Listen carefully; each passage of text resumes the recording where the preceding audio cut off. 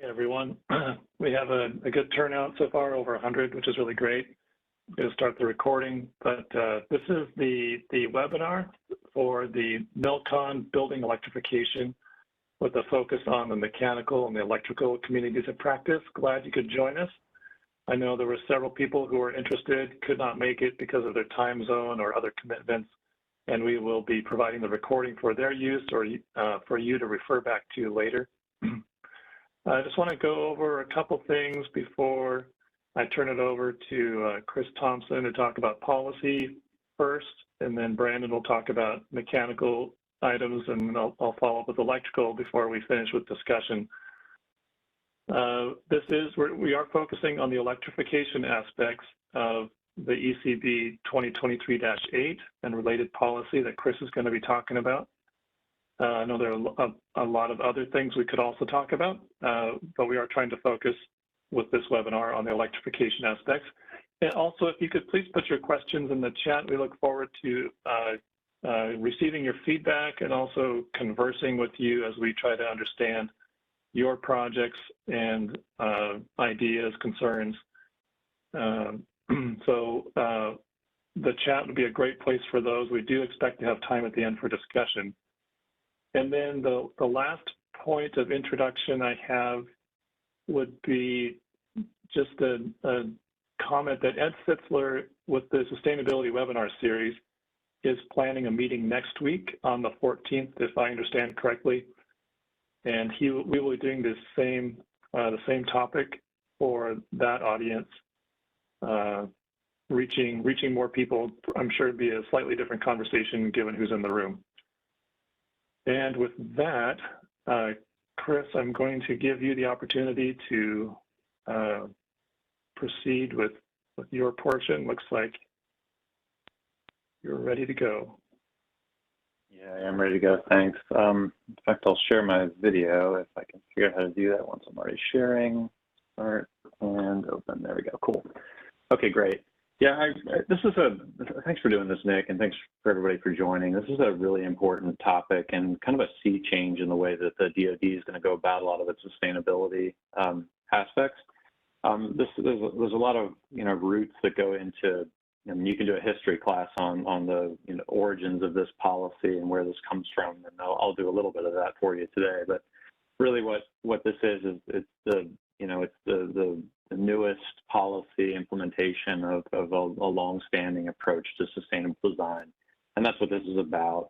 I want to talk a little bit about the policy today, what it is, where it comes from, a little bit of the context for what what applies and what doesn't. So we'll talk to that. There'll be a lot of opportunities for other people to add detail to that. I'd love to answer some questions on it because I know this is a controversial topic for many. And then the last thing I'd like to do is just to kind of address some of the concerns that I know are out there that are very true, and just kind of wanted to give you the perspective on where this comes from and why we're doing things, even though those things are true. So expect that, and feel free to ask further questions about it. I'm sure there are many. Okay, so let me just dig in a little bit about the history. Whoops, hitting enter kills camera, not advance the slide. Here we go. All right, so this is just a quick slide that gives the overview of some of the influences to this policy. So the origins of this, I talked about the history of it. I mean, it goes back farther than this, but really the origins of this are in EPACT 05 and ESA 07. Those are two seminal energy management and conservation sustainability policies, and that came through in the form of statute that came out in the law in 2005, 2007. These are highly influential, and we're still doing things today. In fact, we had a rigorous debate this morning about the interpretation of EPACT 05 and its permutations in 10 CFR 433.100, which I'm sure many of you are familiar with. So all of these things are sort of building on each other, and those are some early ones.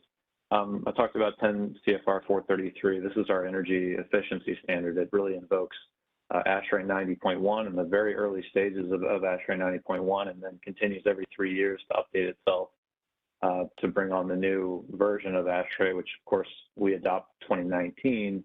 And there's an ASHRAE 2022 out, which we have not yet adopted, but I'm sure we will, and have that discussion again in the upcoming years. The National Defense Authorization Act, this, as you know, this is published every year, but this is an opportunity for, really any congressman or senator to start to inject ideas that they want to make things more sustainable. So that some of these are, very much in addressing the climate crisis or, going at a particular aspect of sustainability. Some of them are, honestly, they're built because of lobbyists, because they're looking for mass timber, they're looking for sustainable materials. So there are a lot of influences that get into the NDAA, but all of those are law and have to be addressed, even if their influences are suspect or they're just sort of one-off or maybe incongruous with the rest of the sustainability law that's out there. But the bottom line is that all of those things are law, and all of those things have to be followed once they're approved by Congress and signed by the president. They all are. Then we have a layer of executive orders, right? Now, these tend to vary from administration to administration in terms of their impact and focus. So there's a variety of these that you can pull throughout, different presidencies that have gone through, and they're all very different, and they, vary in their approach, what we're trying to accomplish. The one that I wanted to really highlight here is Executive Order 14057, the Catalyzing Clean Energy Industries and Jobs Through Federal Sustainability. This is one of the most aggressive executive orders I'm aware of, and I think probably the most aggressive one in terms of sustainable design, what we're going to achieve as a federal organization. There are a lot of things in this. 100% carbon pollution-free electricity by 2030, net zero emissions procurement by 2050, 100% zero emission vehicles by 2035, net zero emissions operations by 2050, and then net zero buildings by 2045. And then each of those goals has some interim targets that have to be hit. So if you start to back out what's called for in that executive order, we're looking at some really challenging goals to hit, and basically some things that have to happen right now in policy if we're ever going to get enough momentum to get those things achieved by those dates. I mean, those goals are, I don't care what your political point of view is, those goals are challenging and they're going to be really difficult for us to achieve. And the DOD, most of you know this, but the DOD has something like 280,000 buildings, and the Army has about half of that. So when we're looking at policies to address buildings, the DOD has the lion's share of work to be done in this area. It is a substantial amount of work, cost, planning, strategy, design. All of these things have to come together to make all these goals achievable, right? So that needs to be highlighted because it's a really important part of where all these policies come from. And then the last thing I wanted to talk about is what the services are doing, what the DOD is doing in terms of its strategy, and what the different services are doing. So basically, all of the services and the DOD have their own climate plans, climate reporting that has to go back. They have their own climate strategies. All three services have that now, and then they all have their own individual requirements. Now, some of that parrots back what you hear in law or in the executive orders, and some of it is new. So, for example, the Army, we have many of the same goals that are found in the executive order, but we also have, so like, for example, 50% reduction in Army net greenhouse gas production by 2030, right? We have attain net zero Army greenhouse gas emissions by 2050, right? So those are familiar. But a microgrid on every installation by 2035, that's new. That doesn't exist in the executive order. So you have to kind of react to not only what the Congress, the presidency, and the Department of Defense are asking us to do, but the Army can come along and go, yeah, we want to do a few other things as well. So we have to create policy and criteria that are responsive to that. So the bottom line is that once all these things are written and established, we have to write policies. So the DOD has come out with a policy on electrification. Many of you have seen it. If you haven't, we've got it. It's a memorandum, and it highlights the requirement to electrify all of our federal facilities, all of our DOD facilities. The new facilities are going to have to be electrified in full, and then the renovations will have to be electrified as the renovations occur or as the equipment hits end of life. There's a variety of triggers that cause those things to happen, but the goal is to electrify. I'm going to talk about why electrification is part of this in a minute, but the goal is that all those facilities will ultimately be electrified. No more gas in those facilities, except in certain cases. So the DOD issued its policy back in March. It's very high level, but it addresses military construction and renovation, and it also gives few caveats for northern climates that can't achieve it, for example, or specific process loads, industrial loads, or eternal flame monuments, right? We're not going to turn off Kennedy's eternal flame monument for this, that sort of thing. So that's what it's trying to address. Then the Army came along and did a similar policy on electrification. So it basically said the same thing. Yes, we're going to, all new construction is going to be electrified. We're not going to put any more gas in those facilities except in cases that I mentioned. And also, it wants us to look at a few other things. So renewable energy and battery storage, for example, for critical infrastructure. There's a few other things that the Army policy added on. And then to that, you know, we built an engineering construction bulletin. I'll share that with you in a second. But before I dive into those policies, exactly what they are and what they do, what they say, I just wanted to talk quickly about what this is, just to make sure people are covering it. I know a lot of you are like very familiar with emissions and how this is all tracked, but I wanted to give some of you who may not have that the context. So there's basically three different ways that emissions are produced. We refer to them as Scope 1, Scope 2, and Scope 3.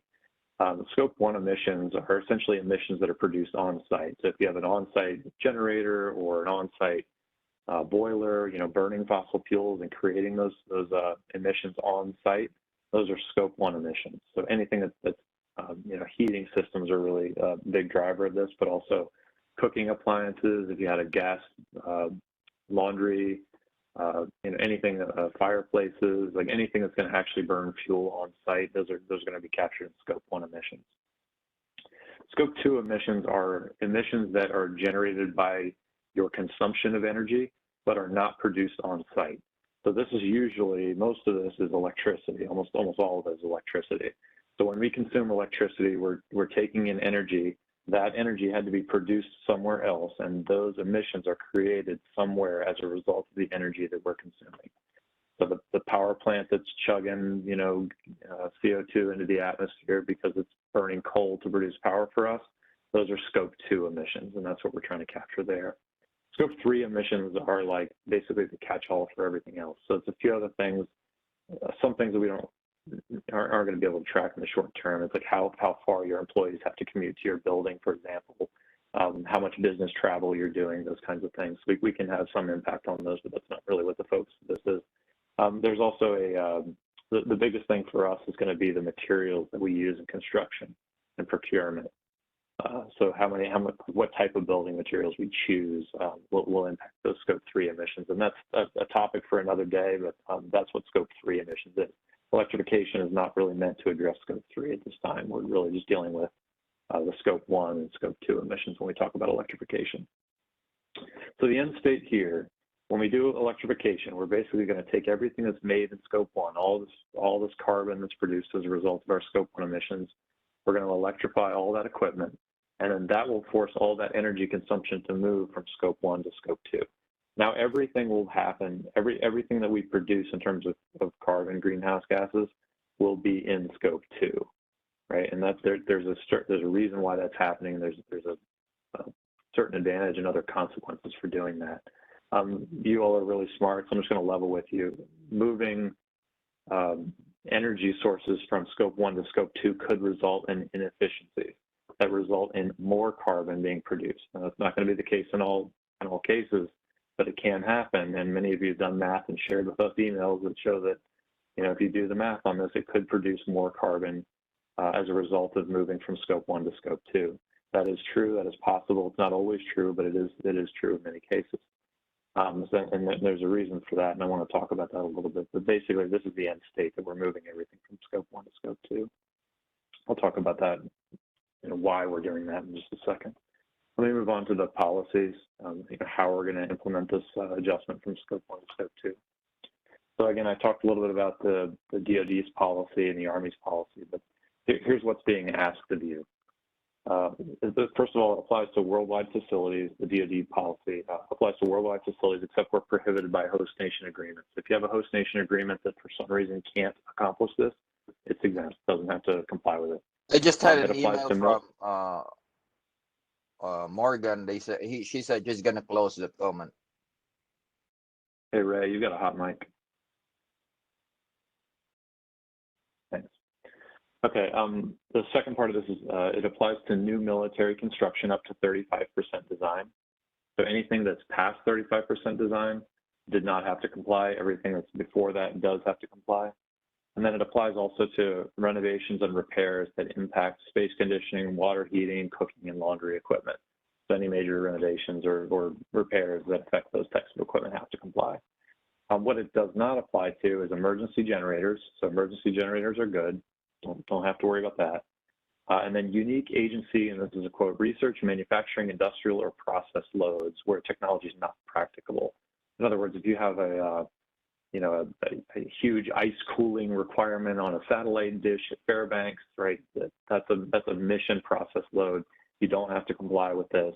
You do have to sub-meter it and track that energy consumption, but you don't have to comply with this policy. So it's important here because we're dealing with a lot of weird things in DOD that have critical missions that are, manufacturing, howitzer barrels, right? An industrial facility, you can't convert that to electricity just because the requirement is too high. So as long as you sub-meter that, we can get around the policy in those aspects. What must be done for this policy? So we have to eliminate fuel-consuming equipment, furnaces, boilers, range cooktops, dryers, use electric versions of that equipment instead. I talked about this, but up to 35% design, you had to do something. Beyond 35%, you don't have to do anything. The policy has a supplement that says if you are between 15 and 35%, you have to prepare for new electrification, but you don't have to electrify the entire design. So there is a small window in there where you just have to provide larger conduit, maybe a bigger power panel or an extra transformer pad or something, but you don't have to actually electrify the whole design. It's a small window. And then let's see, for the existing building repair, replacement, or major renovations, you have to replace all the in-scope fuel-based equipment with electric equipment. So anything that's within the scope of that renovation has to be replaced. And that can be a tangled thing. And I don't know if we can get into the gray area of all that, but if it's within the scope, in other words, if you're, modifying that, that dining facility and renovating that kitchen area, then yeah, all that equipment in there is going to have to be electrified. Right, so that's the concept we're going for here. There's a few exceptions here, and I'll just tell you up front, they're really difficult to achieve because you're going to have to get an approval from the Assistant Secretary of the Army for Installation, Energy, and Environment. But if we have a situation where the climate zone makes adoption of an electric technology just not, significantly not practical, not just expensive, but can't do it, then the ASA can give us an exemption for that. I will just tell you that it's not that it can't be done, and I'll support it if it needs to be done. But they're going to be very discerning about what gets those kinds of exemptions. I haven't seen anything yet, and I don't expect them to approve very many of those, if any at all. Okay, moving over to the Army policy, very similar to the DOD policy. It's the same with respect to worldwide facilities. It's the same policy for new construction. The renovation and modernization projects have a slightly different interpretation here. So they say that the projects that require congressional notification and are not yet under design that impact those things, they have to comply with the whole policy, and the policy has a few additional caveats. That's why that's there. It does not apply to is exactly the same as the DoD policy, basically host nation agreements or research, manufacturing, industrial loads. And then what must be done, it's the same as the DoD policy with these few exceptions, additions, and these are the ones that fall under that congressional notification requirement. One, you have to provide carbon-free renewable energy generation and battery storage for critical operation, which is interesting. You have to provide 3 whole building life cycle cost analysis on substantially different integrated design configurations. That requirement actually exists in the sustainability implementation guide, so it shouldn't be entirely new to everybody, but it is a formal requirement of this policy. We have to incorporate infrastructure requirements in project scopes where appropriate. So it's not appropriate for you to take a MILCON project and say, okay, now I have to replace all the base's utility infrastructure. But I think it is appropriate that you have to inform the utility and the base of this problem that you have when you're connecting this new equipment. We can talk a little bit about what that means. but they want you to incorporate as much of that as you can. So if you have a utility transformer supporting the building, we need to start thinking about what the impact of the electrification is on that utility transformer, and do we have to include that thing in the scope for the project? So they want to do that to the extent that they can and it's appropriate. And then last thing is about the chief of engineers publishing interim guidance. We've already done that in the form of the ECB. Same exemptions as the other ones. Oops, gosh. Okay, the last part is the Engineering and Construction Bulletin, the ECB, that we put out 2023-8. This is basically just our attempt to capture all of the requirements in the DOD policy and the Army policy and put it in engineering terms. So this just gives you a little bit extra detail on what these things are. We try to interpret what is meant by these policies, which projects have to comply. There's actually a list of MILCON projects in the back of this document that say, project A has to, achieve full electrification. Project B is exempt because it's past 35% design. Project C is in that middle stage where they're between 15 and 35%, and they have to prepare for future electrification. So it just lays that out in a nice table, so you can just look up your project and see what it has to comply with. And there's just a few details in there which give you some interpretation of the policies above. So it's just a helpful document. Check it out. If you have questions about that, we're more than happy to help do that. There's a point of contact at the bottom of that. It's Ed Fitzler if you know Ed. Okay. The last thing I wanted to mention, and I said this in the beginning, but I wanted to just kind of formally say it and put stomp it, is like this has been like a long time coming. When the executive order was first written, they sent it out for review from the interagencies. They got comments back. There was an implementation guidance that came out for the executive order, and that went out and got comments back. The DOD's policy, we actually had 2 decarbonization summits to discuss how we would implement some of these requirements from the executive order. So this is one of the things that came out of that, the electrification issue. And then obviously the policy came out of that, those decarbonization summits as well. And we had Army, Navy, and Air Force representatives in those rooms.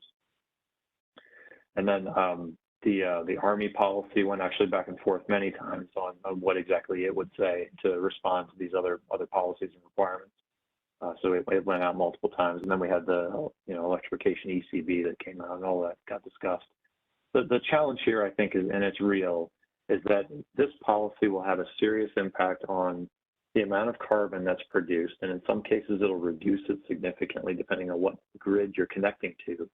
And it'll also increase it in some cases, again, depending on what grid you're connecting to. If you're connecting to a very dirty grid, you're going to increase the amount of carbon produced. If you're connecting to a very clean grid, you're going to decrease the amount of carbon produced. So it's not the same, where you are. And the policy will apply all the same, but the grid you're connecting to does make a difference. That's a real thing. Second thing is cost. Many people have mentioned this to me that, hey, when we're building this new facility, it's going to cost more because I've got to get this new equipment installed. On the new construction side, we think that impact is relatively small, because where you'll be installing new electrical equipment, you'll not be installing new gas equipment and gas lines and everything. So we think that the impact on new construction is a relatively small thing, although it may not be zero. And in northern climates, it may be significant because you're going to have to derate equipment and essentially buy bigger equipment than you otherwise would have. So it may or may not be significant depending on where you are. And then on the renovation side, it could be very significant depending on what's going on, right? So if you're trying to replace existing gas boiler with a new electric boiler, I mean, that could be very expensive. You have to put a new conduit, new transformer, new power panels, new cables, everything, leading out to that new boiler. And it could cause a lot of different, cascading effects throughout the building design, or even, impacts to the base infrastructure that have to be paid for. So cost is a real thing, and they're very much aware of that. That the consequences of that could be severe for renovation. That has been briefed to Secretary of the Army. The last part about this is base infrastructure that I hear about a lot. A lot of bases are just not equipped to provide this level of power to some of these buildings. Some of the bases are very old. Their power systems are not very good. They're unstable. The capacity is not great enough. That's a real thing too. If you're going to plug a new brand new building into a very old electric power system on a base, that can be a very serious consequence to that base. So we're going to have to work through those issues. And the reason I bring up all those things and acknowledge that they're true is that they are true. There's a potential problem here. But what this executive order is trying to do is it's trying to do something to impact those things, right? It's not just looking at the way things are today. It's looking at the way things are going to become and putting a leap of faith that the grid will become more green over time, and that as we move from scope 1 to scope 2, that the grid will be able to adopt this and produce our energy at a lower amount of carbon. Right? So there's a leap of faith that that's going to happen. But that's what the executive order is looking for us to do, is not only to assume that the grid will change on its own, but as the first word in that executive order is catalyzing, that's what it's trying to do. It's trying to catalyze those grids to change and become more green over time. Now, I hear a bunch of your teeth gnashing, right, and the eyes rolling. I get it. There's a leap of faith there that has to be made, that these things are going to happen as a result of what this executive order is trying to achieve. But I think that's really the point here, is that it's the executive orders, it's the belief of the president and the staffers and the administration that is what this executive order will cause to happen and make better going forward. So I think that's the part that it's difficult for an engineer to get over, because you're trying to calculate the result of what's happening here. And if you do it based on what the grid looks like today, you may achieve negative results. You may not see positive results. But I think that's what the president is asking us to do, is to look at what the grid might become, not necessarily what the grid is today. So that's the lens that I'm trying to look through this for. We've all made our comments back to those policies as they were created, but the lens that I'm trying to look at this through is, what might this catalyze? What might this cause to happen? And if those things come to pass, then we'll be in a really good position, both in terms of our resiliency and our greenhouse gas emissions.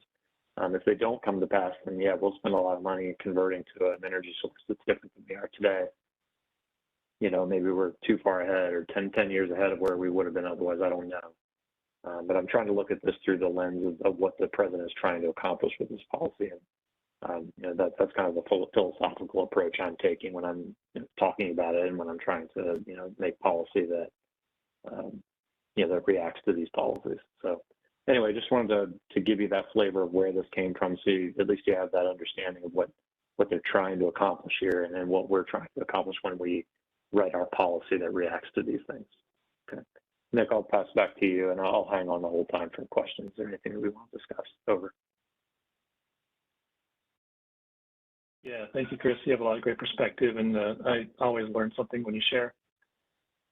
Brandon, if you're ready, I think we can go to the mechanical topics. We have a lot of interesting comments and questions in the chat, but I think if we can get through the mechanical and then the electrical, we might be able to start engaging with these, unless you can work it into what you're doing, Brandon, at first. Yeah, mine's quick. It's 10 minutes, and Chris covered some of my stuff that I was going to cover, so that gets me a head start. And I'd love for Chris to answer some of these questions. They get a little challenging. So let me share my screen. Let me make sure I get the right screen. Okay. Okay, can you see my screen? Yes. Okay. All right. So Dr. Thompson covered a lot of this already, the new construction requirements to go all electric, the existing buildings requirement. He covered the, what future electrification meant. I have some thoughts here about that. And then the one thing I kind of wanted to mention it's not in the Army, directly in the Army policy or ECB, but I don't think, but it's in the DOD policy, is regarding district utility plants. And that requirement is that those plants can continue to operate, the buildings connected to them can continue to use them, but we don't retrofit to extend their useful life or increase capacity. They're just used through the end of useful life. So what that would mean is your buildings need to be planned, the installations need to be planning how they're going to either electrify the plant or disconnect those buildings and or decentralize and have those buildings on their own systems. So that's in that DOD policy. Click next. And as Dr. Thompson mentioned, there's specific, process loads, industrial, manufacturing, and research type loads. Those the policies are inapplicable to those at the moment. So we can still use fossil fuel generated energy when we need to. The catch is that we need to sub-meter those loads and be able to account for them.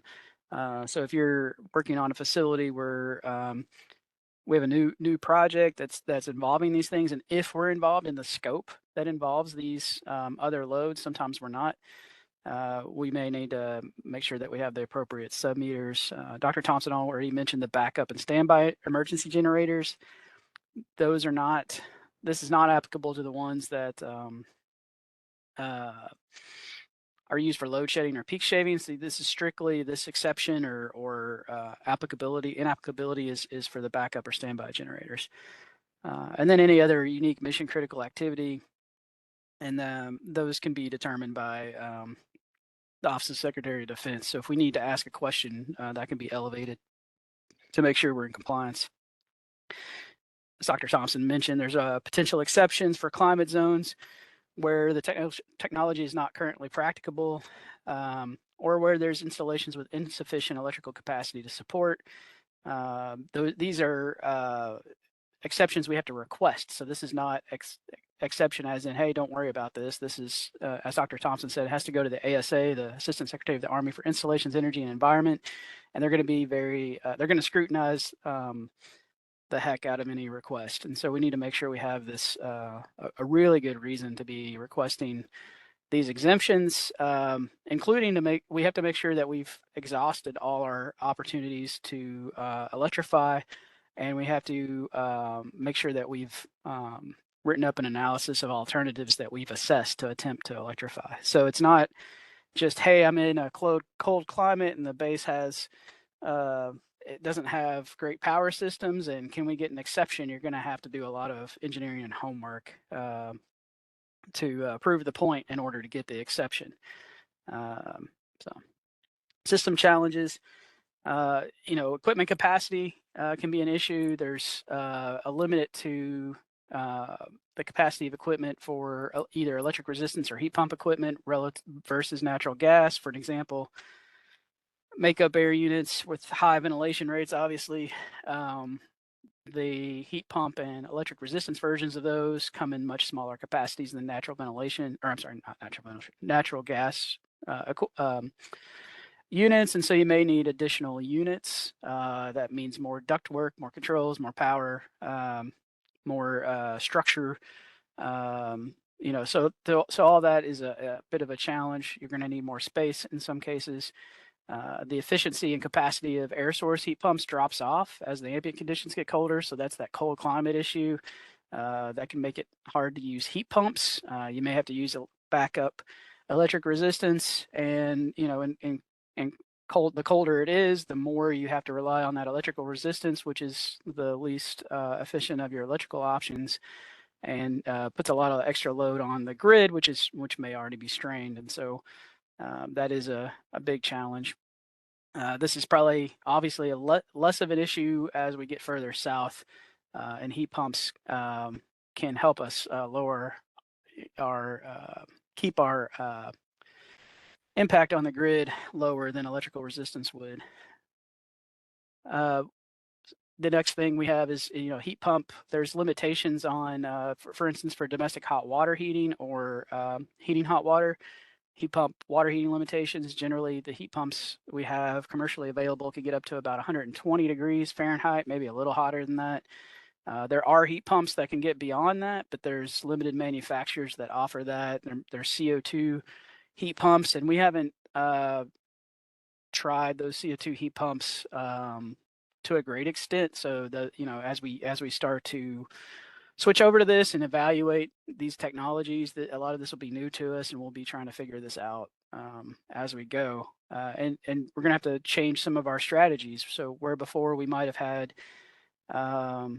larger, say, shower loads in some facility, we might have been able to get by with some tank type water heaters, gas-fired water heaters. We may have to have some combination of storage, electric resistance, and heat pump systems to make all that work, keep our loads down, and keep our energy efficiency reasonable. Ground source heat pumps, if you got the conditions for it, can be a great way to address the electrification challenge, but and they're very efficient. Of course, you have to have the correct ground conditions for this, and assessing those ground conditions can be expensive. It takes planning early in the process. You really need test wells, which you can tack onto your boring contracts with the geotechnical folks, but that all has to be planned in early, and then you have a test well sitting there. So if you never actually put a geothermal or a well field in, you still have the one test well sitting there, and your stakeholders need to be okay with that. There's environmental concerns in some places. You could hit voids. And then any kind of something like different site conditions in the field can have high cost consequences and things. So there's some issues with just leaning totally on ground source heat pumps, but they should always be a consideration, I think, and they do have their challenges, but can help us a lot.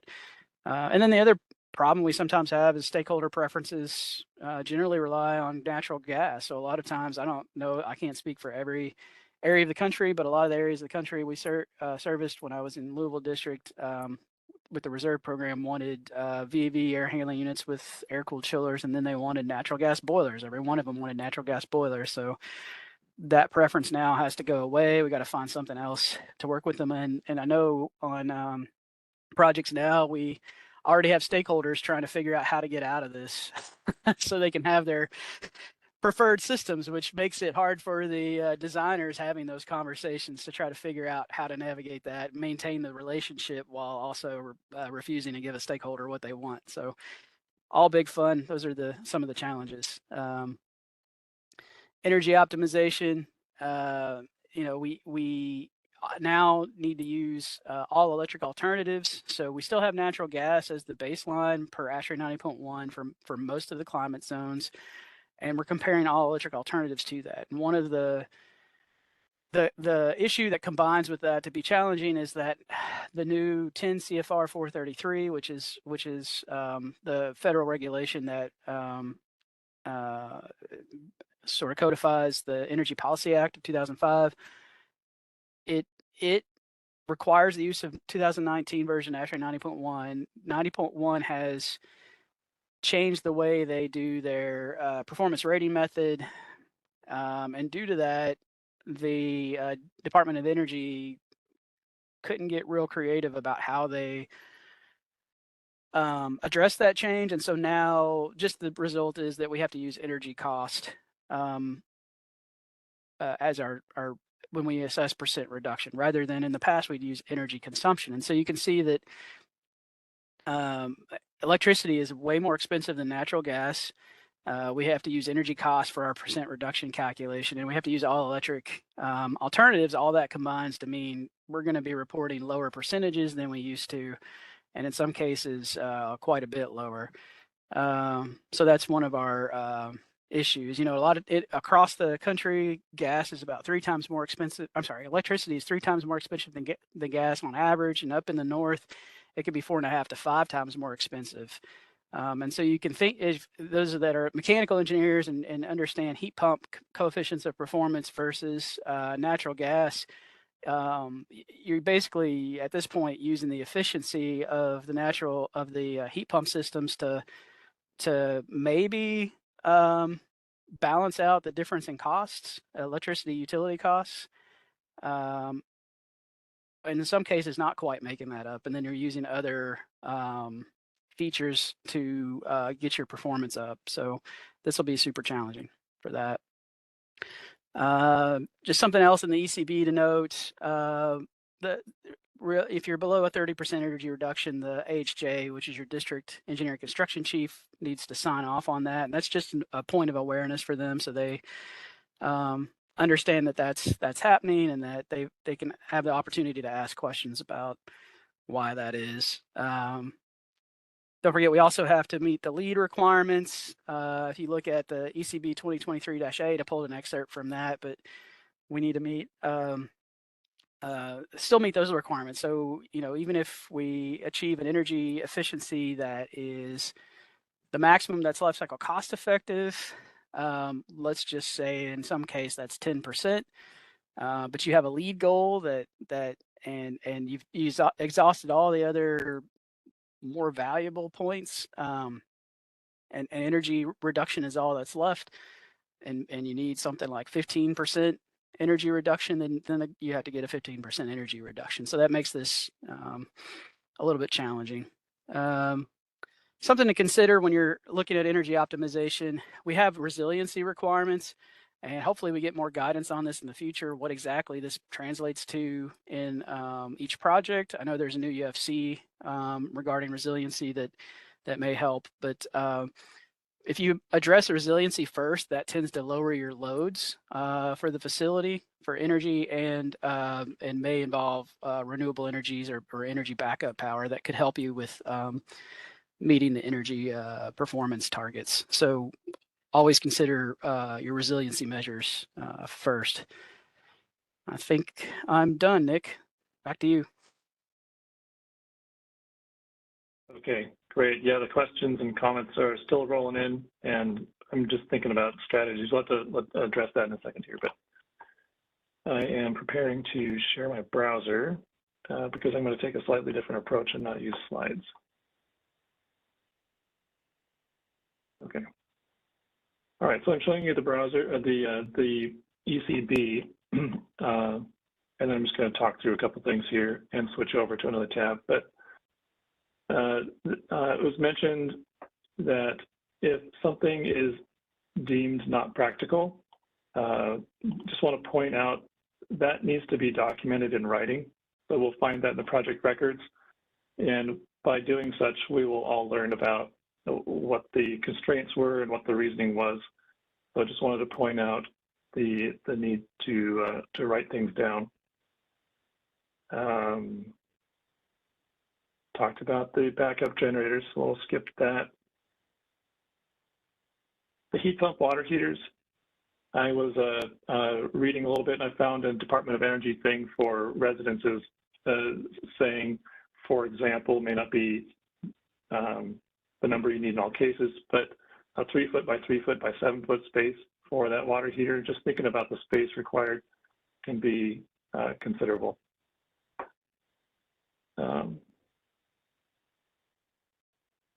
Yeah. And then I just wanted to point out more on the electrical side, some things that were going to affect sustainment SRM, really. So pointing out that in the electrical code here, I'm using NFPA Link, which is a fantastic tool, by the way. I'm really excited about increasing our ability to get access to this, but that's a separate issue. Here in 110, Article 110, we're talking about egress. Just pointing out that if you find yourself increasing the size of your distribution equipment to the point that it's over 1200 amps or 6 feet wide, you're going to need another door to that room or double the working space. So just some things to watch out for if you find yourself dealing with larger equipment. See if I can navigate presentation at the same time. Here we go.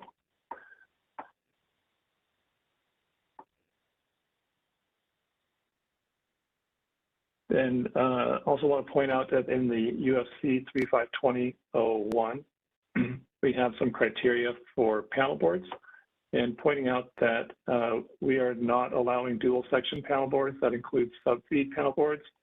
Instead, as explained here, we expect each one of those to have a dedicated circuit and circuit breaker.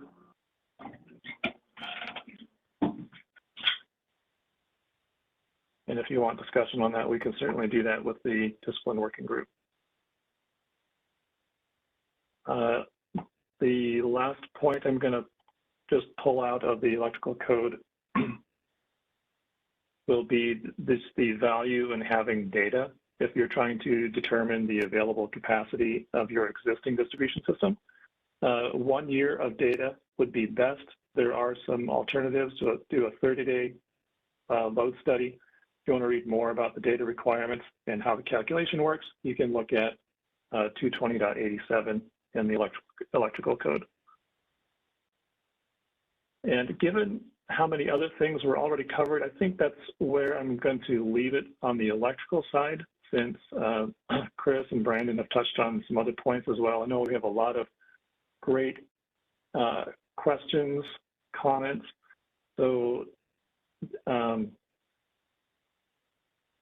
we're going to do the best we can in the 15 minutes remaining. And I think what we might be able to do is summarize some of the basic concerns and then follow up with like a newsletter so that we can address those, and maybe we can lump some of these. But Chris, are there any particular comments that you wanted to address first, or otherwise I could just, we could I was thinking we just take them in order. I just cleared my calendar. I'm going to stay a few extra minutes too and just try to answer some questions. We've got quite a few people on the line. Great. 274. Yeah. Yeah, good discussion in the chat. And I'm not, like, believe me, I'm not offended by any of these questions. I think they're all legitimate, and they're all things we need to deal with. So I'm perfectly happy to hang on and try to clarify some of this. I'm going to actually fire up my camera again. And then Brandon, if you wouldn't mind helping me, I don't know if we have Ed or anybody else on our team on still. I know Ed's got to go to another meeting. Okay. But anyway, the point is that anybody can jump in and help answer some of these questions. Thanks, Ed. So I also have taken down all the questions because I'm probably going to put out a frequently asked question list. And I've also started responding to them. Some are more difficult than others. So I'll probably shoot that over to you, Chris, and show you what I've got. And I'll let you go ahead and start with some of the easy ones at the top. And it's probably like fair and important to state that like this is going to affect different people in the country differently, like based on your climate, your region, your grid mix of what the way the power is produced. So like the answers we give aren't necessarily going to apply to every single situation exactly right. The other thing is there's a political undertone to some of this, and I'm trying to steer clear of that completely and just stick to what the policy says. Right, so I'm trying to stay out of that entirely and not worry about what the political undertones are. So if you wouldn't mind helping me do that, that'd be a good thing. All right, so let's talk about connection to existing power plants. There's probably a few questions in here on this, but the first item is, can you use an existing power plant that's powered by something that is producing fossil fuels? Consuming fossil fuels produce carbon.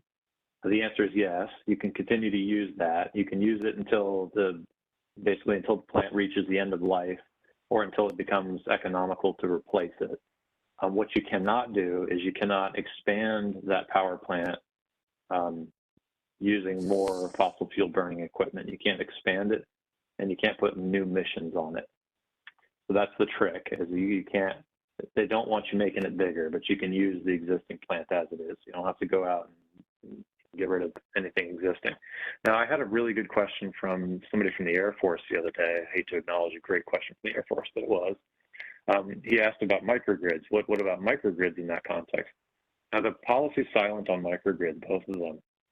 But what I would say is that the intent was that if there's like a utility plant that's powered by something, consuming fossil fuels, that you can continue to use it if it exists, you can't expand it. Personally, I think that's appropriate for microgrids also, right? So if you have an existing microgrid and it's predominantly supported by some kind of, generator, then it should be appropriate to use that as long as you don't expand its capacity for non-mission essential reasons. If you're using it for just mission essential purposes, which most microgrids are, then it can be gas that's exempt from the policy. So I don't see any reason why you couldn't do that for just a purely mission essential reasons. All right, so hopefully that made some sense. Okay, let's see, what are we going to talk about next? There's some clarifications in net zero emissions and carbon pollution free electricity, these targets in here. you have to look at the executive order to see the difference. There's a few things. They want to have net zero building infrastructure by 2045. And that basically means, it means net zero energy, but I think the goal is to be net zero carbon. So you'd have to also have a grid that could provide you net zero carbon. I don't see that happening by 2045. And really, if we're buying our electricity, we're not going to be able to control that either. So really, if it's a net zero energy by 2045, I think we're in business for that. There's a 2050 requirement, which is net zero emissions from procurement, which will include our building procurement. That's going to be really, I'm not entirely sure how we're going to do that yet, but we are addressing that with some sustainable materials pilot projects. So we're looking at, we've got a mass timber pilot project at Joint Base Lewis McChord. We've also got a sustainable materials, it's a sustainable concrete, a lower global warming potential concrete, and a few other types of materials that are being used. That project is also Joint Base Lewis McChord. So we're looking at different ways to start to address those scope 3 items, but they're part of that that requirement in the executive order. And there are interim, requirements too that are part of the executive order and not. Some of them are part of the building performance standards, which are new. So we have to get 30% of our buildings have to meet the federal building performance standard, which basically means they're going to electrify. I think it's either 2030 or 2032. I can never remember. But this will help us with that goal as well. Okay. I'm going to keep sliding down the list here. I'm going to dodge the comments on politicians, if it's okay with you. All right, how will the grid be able to support this? Daniel Newty. Great question, and the answer is, I don't know. So in some cases, the grid can provide this power. It's no issue. Some of them, the grid is going to make its own, it's going to increase the capacity of the grid in response to what we're demanding. Some of them, they're going to build a new power plant. Some of them, they're going to add, a bunch of solar and batteries and who knows what on this grid.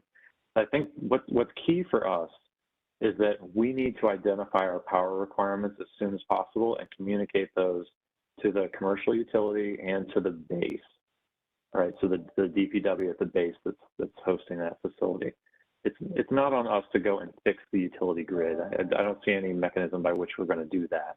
If it's like a remote site and you're building the power line that connects to the remote site, then all that's in the 1391, then fine, that's one thing. But if we're talking about a building that's on a commercial utility grid, and we're going to do it now using electricity instead of gas, and we're going to increase the load that was expected, fine.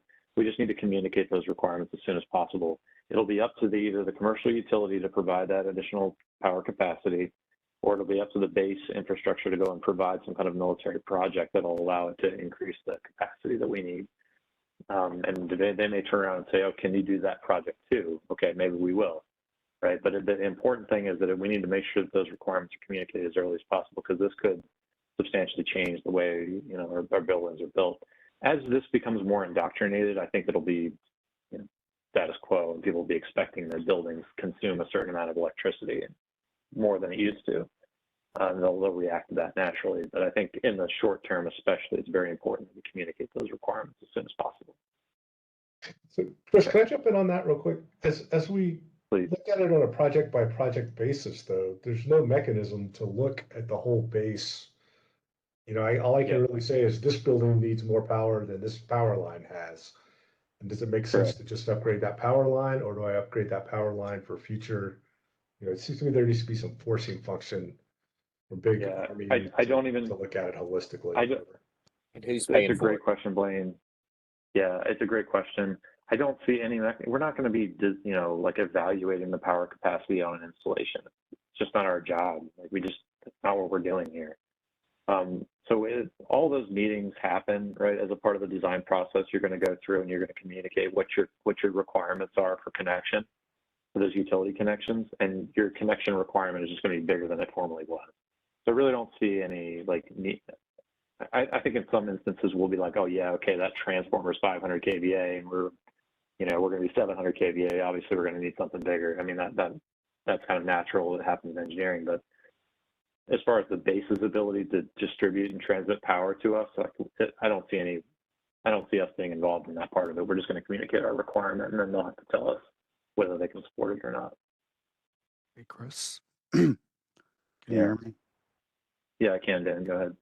Sorry, my voice is a little hoarse, but just piggybacking off that, I just want to, because it is a, like, say you don't have the power and you're saying we're not responsible for having that upgraded. We just have to communicate that to the customer. That's fine. So should our, and again, this isn't being smart alecky or political or anything. It's just when we're looking at our projects, when we communicate that to the customer, but we still need to build the building, are we just going to focus up to the 5-foot line and then say, hey, good luck? Or, you know, like, because I know the base is also going to be in the position. They're also responsible for meeting their mission, but we play the role in building the building. So how does that play? Or is that just kind of like, hey, that's not our problem?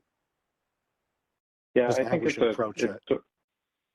a really good question, and I don't see the smart alecky. That's a totally fair question. I think our job is to make sure that we're communicating our need, our requirement, as soon as we possibly can, and then the base is going to have to make a decision on, okay, wow, I can't do that by 2026. We're going to have to program that project later so that we can do it in collaboration with a base utility upgrade, or I'm going to have to advance the base utility upgrade project earlier to get that done, or I'm going to have to put pressure on the commercial utility to provide that power, or something else that's more creative, right? Shut down another building. I don't know what they're talking about. I don't know what it is. And in the short term, I think those communications are going to be essential to getting this done. In the long term, I think it's going to be obvious that, like, oh, hey, we're building that building over there. They consume a lot more power per square foot than they used to, and when we do planning, that'll wear out. We'll know that that's coming.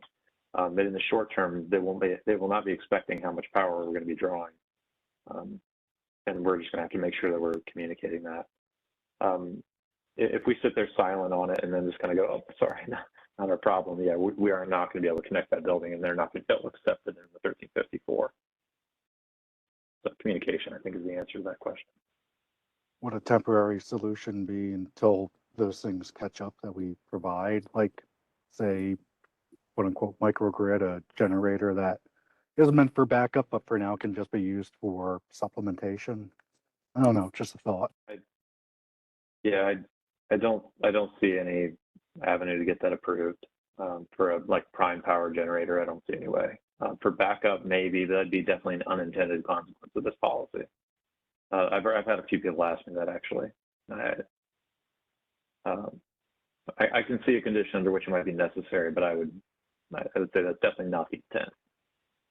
So I think we'll take those case by case. I guess when we make a C2 suite and we tell the general it sucks to be you. So there will be some of that. No, there will be some of that. You guys are just communicating what our requirements are. It's not like you can do anything about it. So we just have to figure out how we can approach this. We're engineers. We're problem solvers. I mean, I think we're going to do the best we can and see what we end up with. There are going to be installations where they have brownouts, and I'll tell you, I know that because there are installations where we have brownouts right now. It's just part of it. So it's going to be a problem, but we're going to do the best we can to solve this and solve the technical aspect, and then the planners will solve their part of it, and we'll get this policy and put in place. Okay. All right, let's see. 258. I'm going to hit one more, and then I'm gonna hang on and answer some questions, but we'll let everybody jump at that point if you like. All right. So how will the grid be able to support that? We got that one. Please find how on-site landfills and wastewater treatment are moved to stage 2. So there's a couple aspects to this. One, we talked about how if using landfill gas as part of this, is that a renewable source or is it not?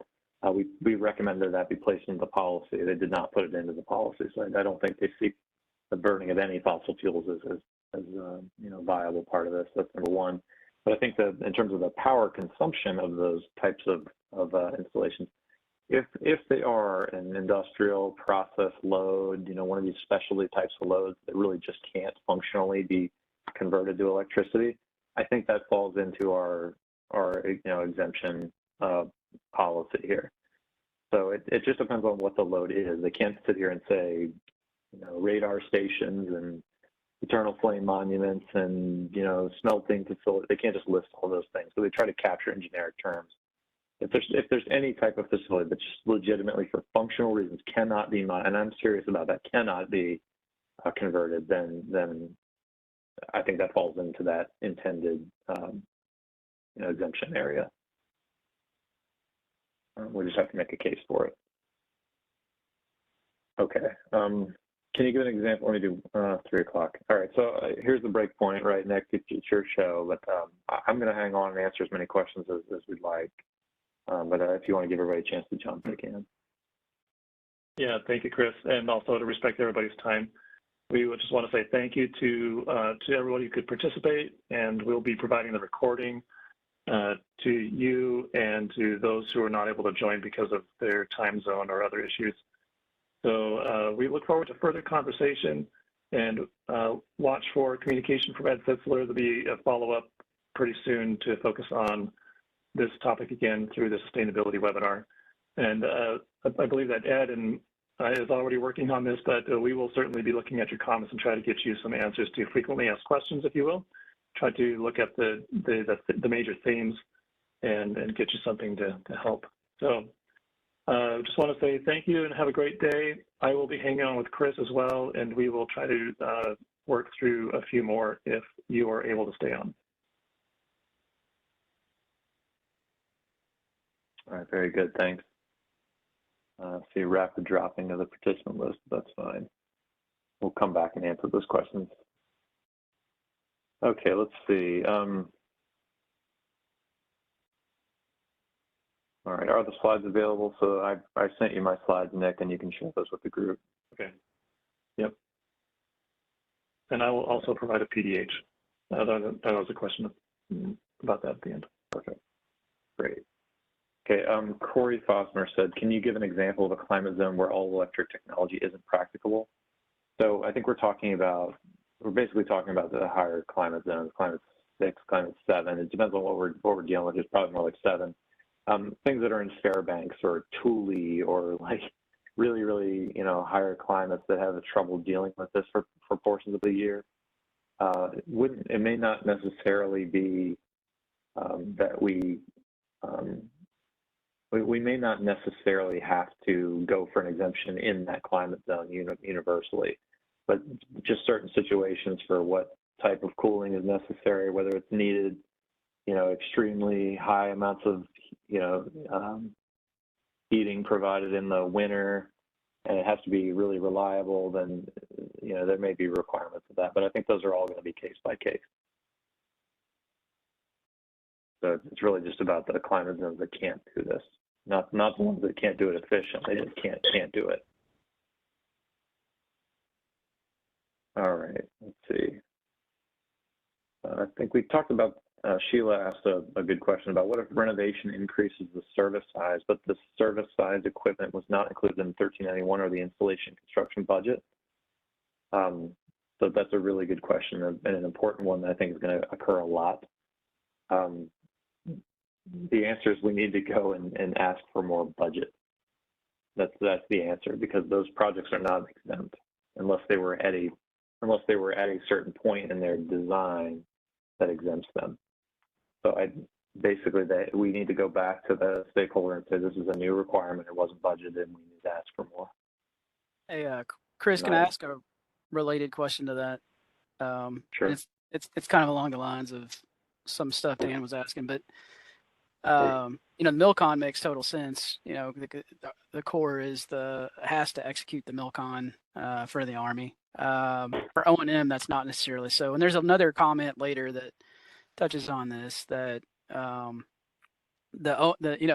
comment was something to the effect of the DPWs will just bypass the Corps and find other ways to do the work so that they can non-comply. But you know, when we get these from the base, the funding's coming from the base, they're asking for a requirement. Is the expectation that if we cannot comply with the policy within the funds they've given, or you know, are we going to hold the line and say, hey, we can't execute this project and just basically not support the base with that? Is that the expectation?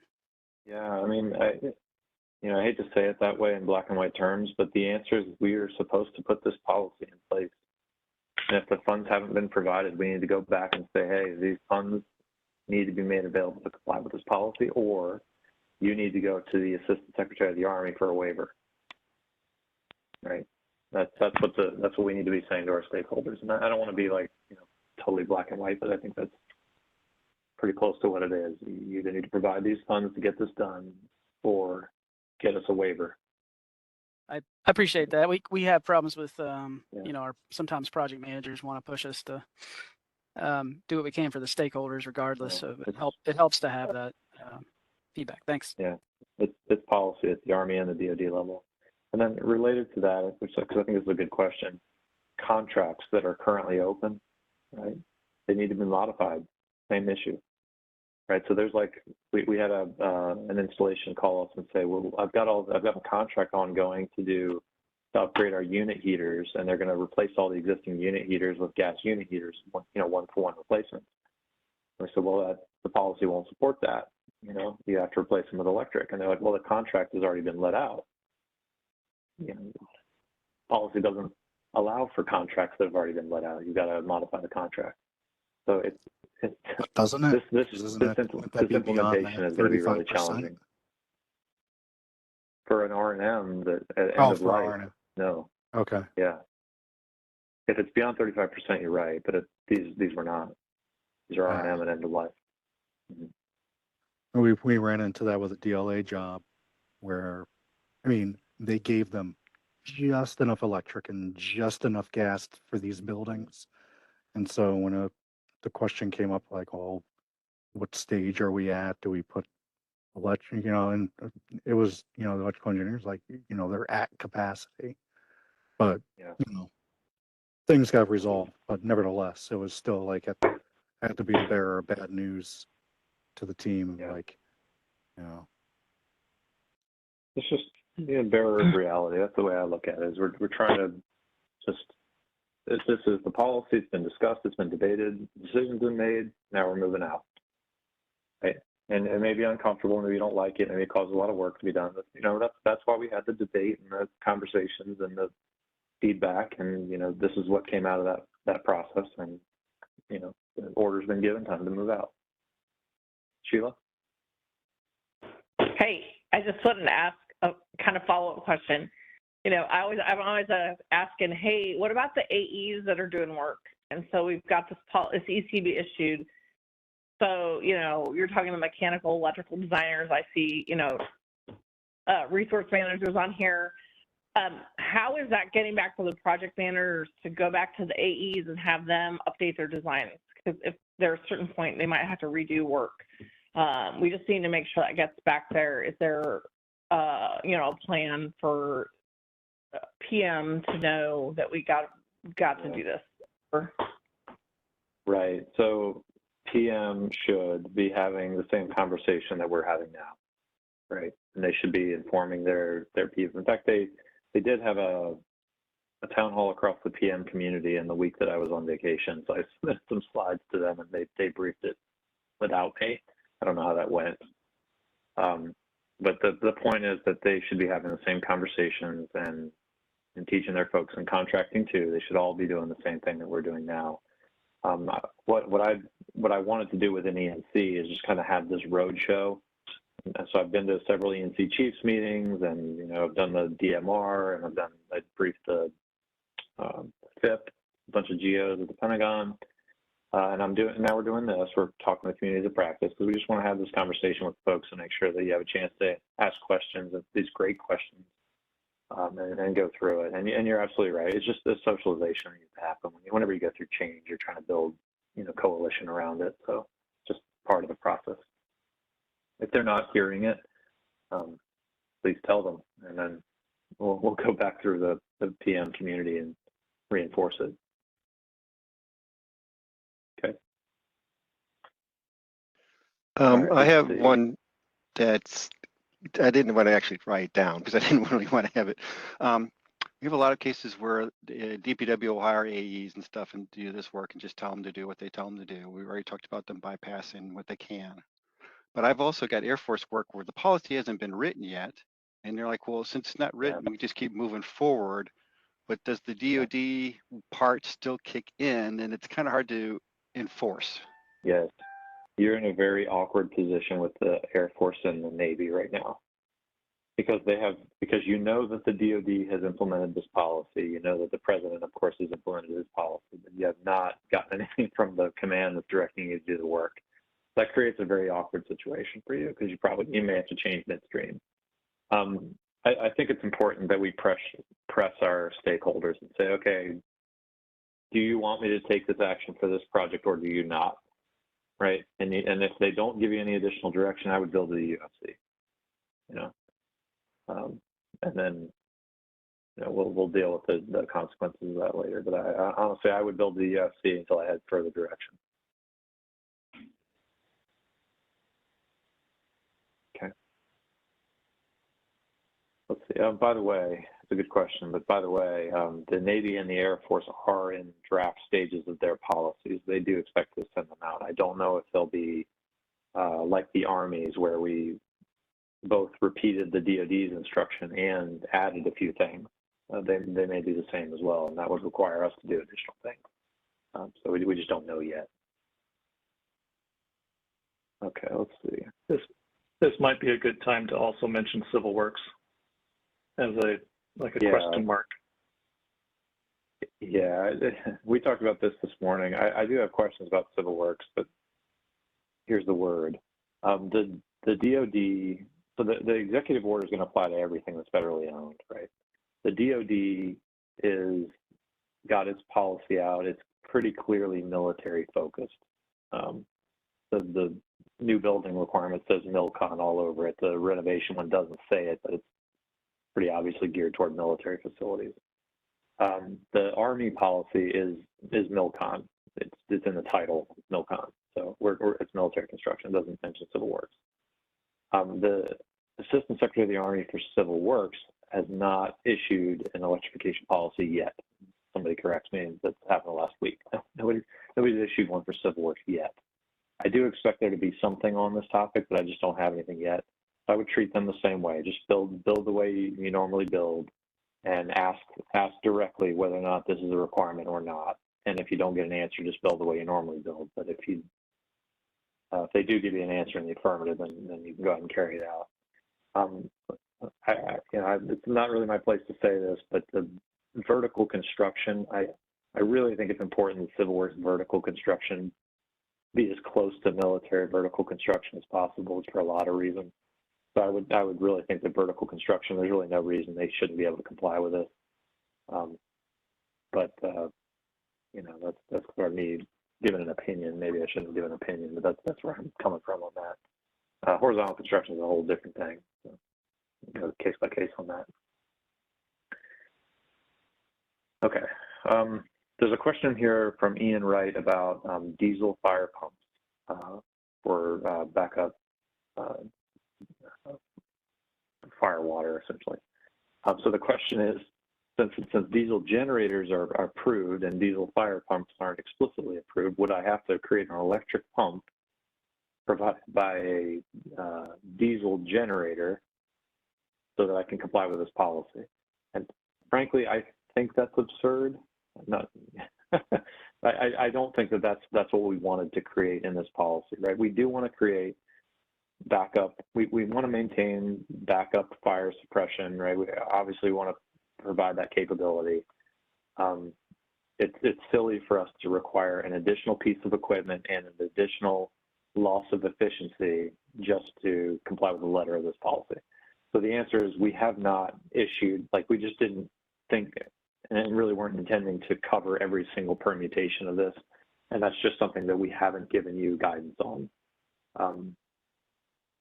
So my thought is that, and I'm not a fire protection engineer, but my thought is let's just keep doing the diesel backup generator, diesel backup fire pump without the generator. And then we'll write guidance into the UFC that covers that specific case. We just have not done it yet. while we're on the topic of have not done it yet, there's a lot of the UFCs that have to change as a result of this policy. And it's just, there's a volume of documents that are UFCs, and UFCs is 1,000 documents. So there's just no way for us to like snap our fingers and change them all. We know that there are conflicts in those documents, so we're just asking you to do the best you can to comply with the electrification policy and the UFC. And if you feel like there's something obstructing you from complying with both, come to us and ask for an exemption, and we'll, when I say us, come to any of the community practice leaders at headquarters, myself, Ed, any of these people, and we'll work you through the exemption process. And we'll probably at the same time put a modification into the UFC to accommodate it. This is to me, this is a clear example of one that we would want to either write an exemption or a specific permissive language in the UFC for. Chris, this is James Casper. If you don't mind, I'll jump on that since I think John wasn't able to make this, but yeah, you're exactly right. I think from the DWG standpoint, we're looking at exactly that, keeping the diesel fire pumps in there, especially because another factor that I'm anticipating is all of these changes to the electrical load. One of the factors that drives a diesel fire pump is electrical reliability. And we're likely to start facing more challenges of electrical reliability in the way they calculate that on there. So yes, I would agree totally. Yeah. Over. Yeah, I think you could find an exemption or a way of interpreting this. We would say like the only way to comply with this would be to put in a battery system that could provide that level of power for that long. And I just don't see that as being practical for fire water, but maybe somebody clever can figure that out. But I would say this is exempt for that reason. Okay, all right. What about operating costs?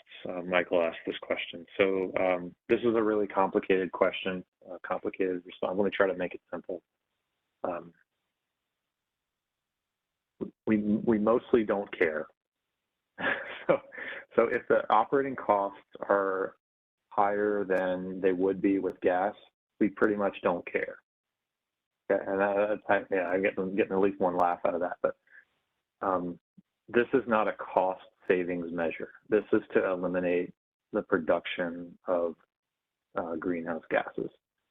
So if it's marginally more expensive, and I shouldn't even use that word, if it's more expensive than it would have otherwise been, that's not part of this.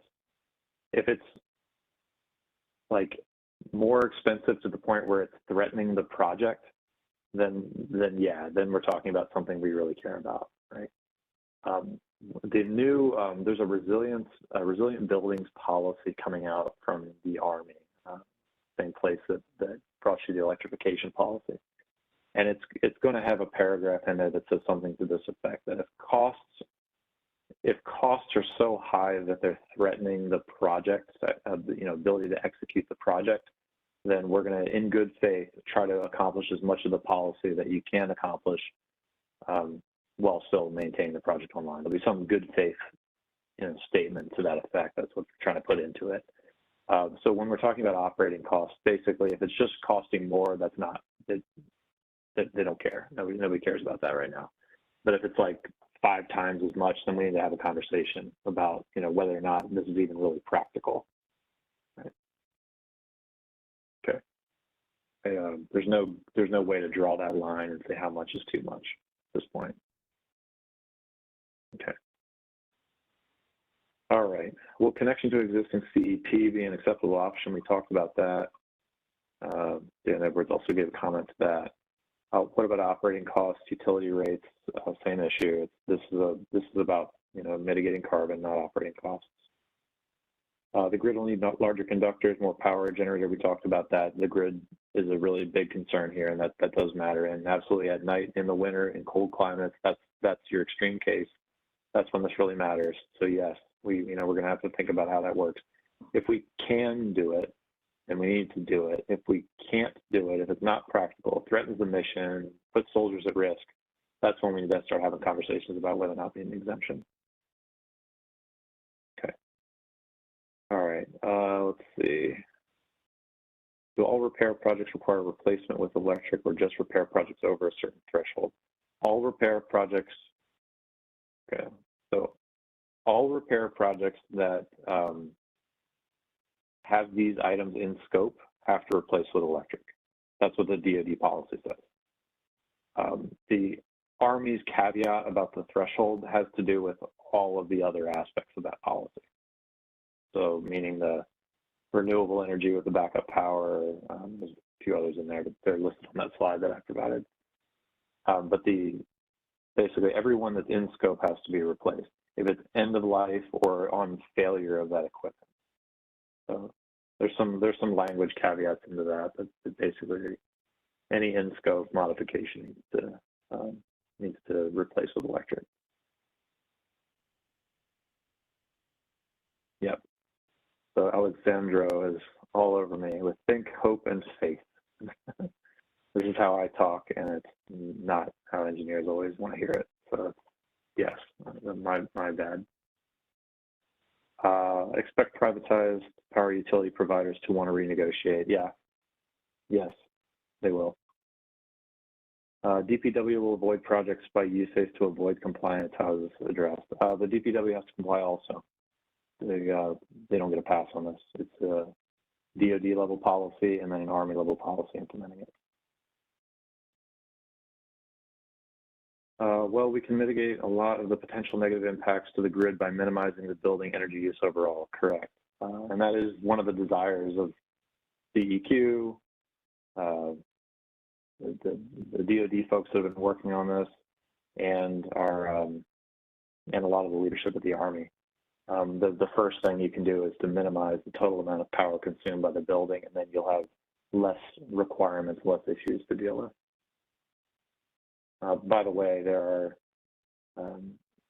7 net zero pilot projects going on across the DoD, and those are exploring ways that we can reduce the power consumption by those buildings, and then we'll be trying to replicate those lessons learned and put them into other projects. So that's going on too. All right, let's see. All this new clean electric load will still be coming from coal, gas-fired sources, so how is this going to reduce carbon? Yeah, you're right.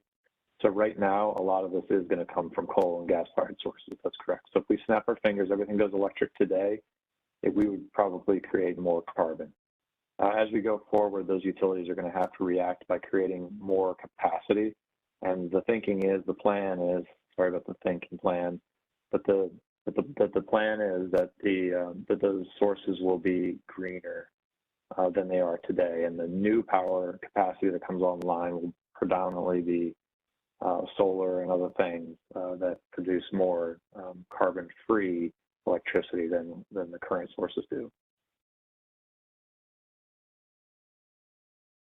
My long ones. I'm up to 2:28 p.m. So that means we're halfway through the meeting in terms of questions. Let's see. When buildings will undergo, so quoting 2023-8, when buildings will undergo major renovation, where various system components will be replaced as part of the facility restoration modernization, may more detail be provided on the threshold of applicability to existing systems being restored. For example, if new control and isolation valves or any other minor various components of a system which are not themselves fuel burning or require replacement or an existing plate. Yeah, okay. All right, so let's try this. So the DOD policy says that we're going to replace, for R&M projects, we're going to replace all equipment that is at end of life or sudden failure, right? So we're going to, all equipment that is in either of those two categories must be replaced. The Army policy says that all projects that are in the congressional notification threshold, so they're in anything over $7.5 million has to comply with all those. So a full renovation of $7.5 million or more would have to replace everything. Let me just pick up the language here exactly in the OSB policy. So for existing buildings, DoD components will implement the use of all electric technologies where market-rated technologies exist, including a list of all the things I've listed. Upon a system's expected end of useful life, unexpected system failure, or when buildings will undergo a major renovation where various system components will be replaced as a part of the facility restoration or modernization. So, and you know, you're gonna have to interpret that the way I would, but it basically, if it's within the scope of that, I think if you're like replacing control valves on something that's not part of the equipment renovation, it's not a full renovation of that building, probably no requirement to change it. Right? But if you're dealing with, if you're like replacing the HVAC equipment itself, then it has to be replaced with the electric version. Hey, Chris, this might be a good time to talk about who is the AHJ, particularly for requirements in maybe in ECBs. Sure, I can talk about that. Yeah, so the authority having jurisdiction it depends on which document you're coming from. We're talking about UFCs.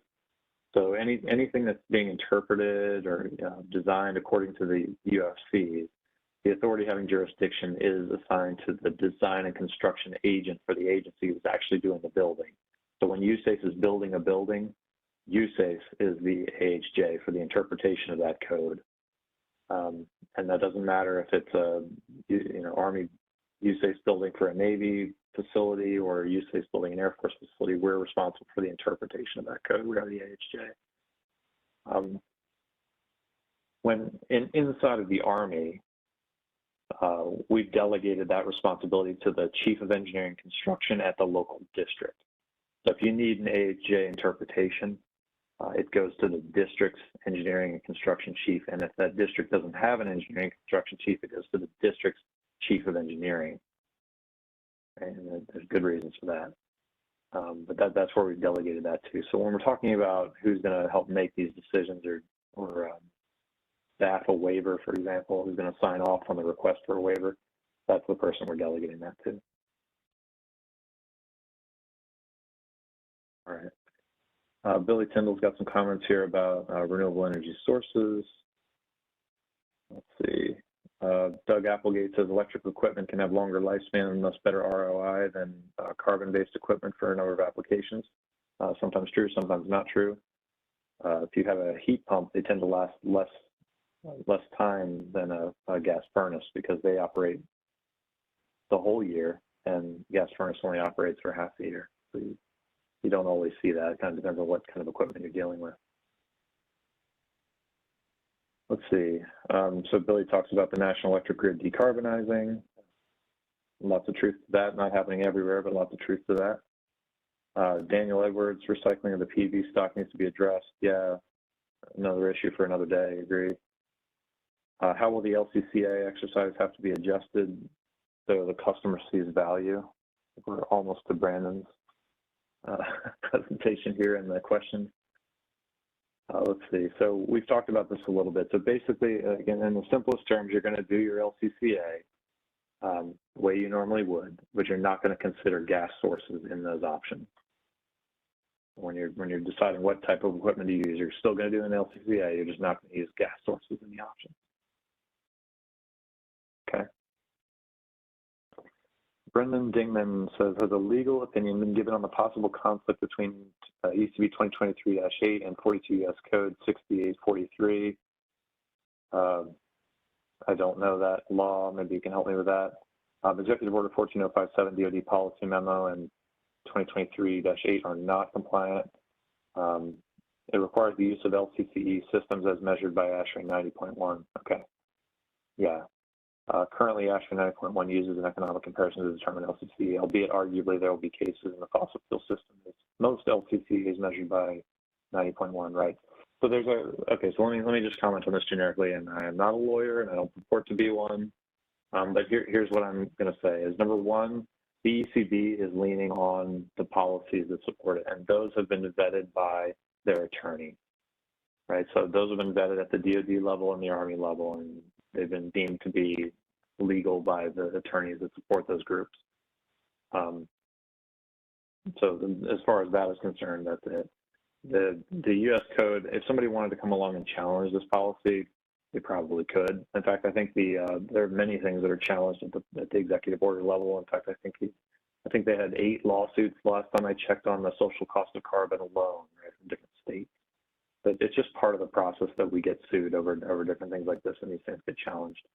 I'm gonna just, that's just part of the legal process. I'm not part of it. We're just reacting to what the policy and the executive order say.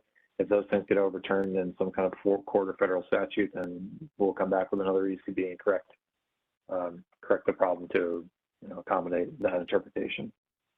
So. All right, let's see.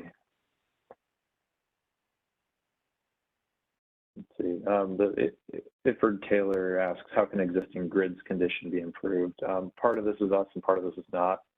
So the Army will be and already has been investing in clean energy sources that exist on our infrastructure. We've actually been adding quite a bit of solar power. You can do research and find all kinds of articles on solar panels that have been installed on lakes and all kinds of other things. So there's an on-base component to making the grid greener. And then there's an off-base, which is, I think, part of the catalyzing idea from the executive order is we're trying to catalyze the national grid to become more green over time through policies like this. So the demand for more power, the demand for more electrical power is going to spur an investment in grid capacity. And the thinking is that will drive investments that are predominantly more green than they currently are. So that's the philosophical answer to what's happening here. Rubber meets the road. I don't know. It depends on what the Dominion powers of the world want to install. All right. Does nuclear energy classify as clean energy? I don't think we care whether it classifies as clean energy. It's whether it's carbon free. That's what we would care about right now. Let's see, slide 3 required carbon-free energy and battery electric storage systems to supply critical loads. The electrification ECB references metrics and standards for energy resilience at military installations, which requires at least 99.9% reliability for any critical operation and backup power for 14 days.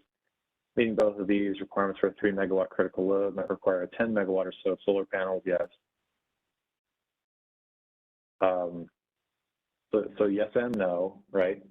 So the answer is yes if it's feasible to do so, if it's practicable to do so. If that requirement is not practicable to do, then we're not going to be doing it. We're also there's a difficult part to play there when you're talking about battery storage capacity at that level. It's just not. I just don't know that it's realistic on an Army base, and really it wouldn't be part of a project. You couldn't. I don't think you could. Maybe correct me if I'm wrong, but I don't think you could connect a battery bank of that size to a facility project. Strikes me as way too much. So that would put it in the non-practical category and qualify as for exemption. Hey, just the ECB says to do that when life cycle cost effective. So I assume that's in comparison to other backup power sources. So. Yeah, and this was thought about beforehand. I think it's meant to put an attempt in to do a non-carbon based backup power system for a military requirement. But as you get into sizes like this, it's just not practical to have that much capacity doing by solar and battery, because the size of it would be just enormous. Not only the solar, but the battery banks would be just enormous to provide 3 megawatts of power for 14 days. I can't even imagine how much power that is, but it's an incredible amount of batteries. So, It said comb the desert. Yeah. Just do it. Yeah. Yeah, it'd be striking. Okay. All right, let's see. Can you go over one more time what needs to be sub-metered? So basically what needs to be sub-metered is anything that's not going to be electrified. So if we're consuming a significant amount of fossil fuels to power the wording. Let's see, research, manufacturing, industrial, or process loads. Anything like that has to be sub-metered.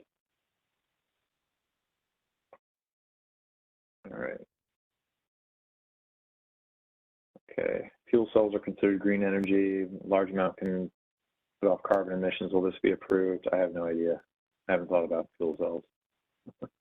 If it's not going to produce carbon, then I think it's a carbon-free source. Probably okay. If it's going to produce carbon, then maybe not. Let's see. The heat pumps are 2 to 3 times more efficient than electric resistance, right? COP is typically in that range. Michael Callan writes that. That depends heavily on the temperature that they're operating in.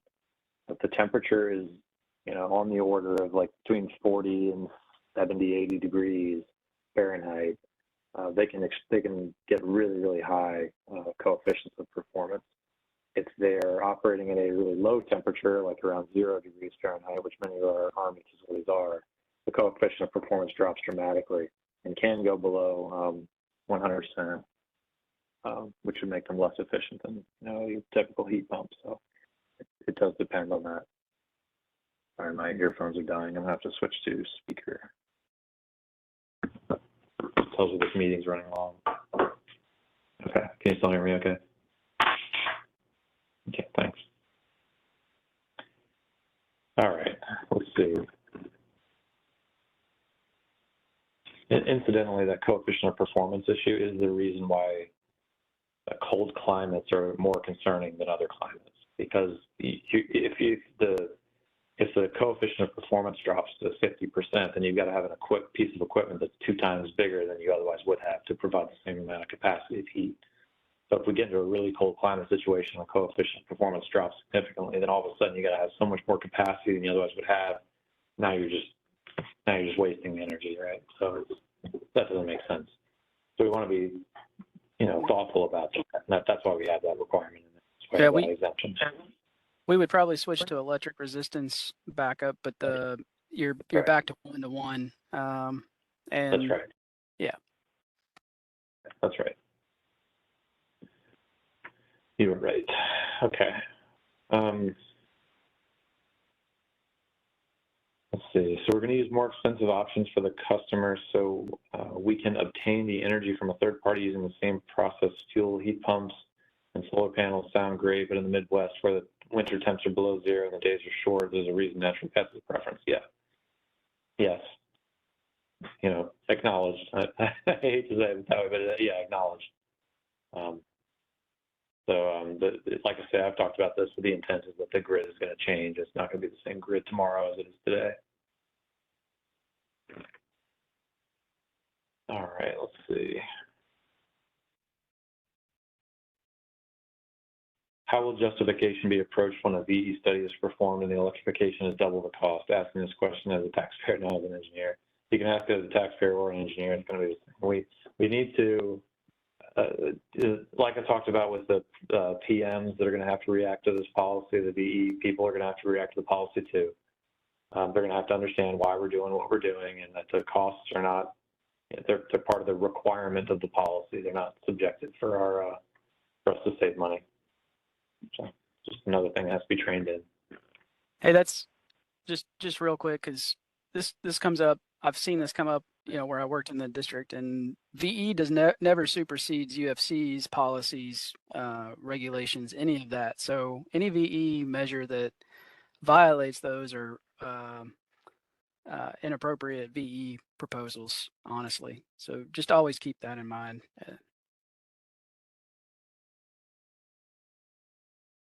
Yep.